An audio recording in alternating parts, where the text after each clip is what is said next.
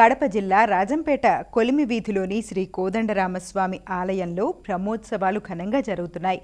ఉత్సవాల్లో భాగంగా నిర్వహించిన పరిణయోత్సవం నేత్రపర్వమైంది. తొలుత శ్రీ సీతారామచంద్రులకు విశేష పూజలు చేశారు. అనంతరం సుందరంగా అలంకరించిన ప్రత్యేక వేదికపై కొలువుదీర్చారు. వేదమంత్రాలు, మంగళ వాయిద్యాల నడుమ నిర్వహించిన పరిణయ ఘట్టం నేత్రపర్వమైంది. స్వామివార్ల పరిణయోత్సవాన్ని తిలకించిన భక్తులు పరవశులయ్యారు.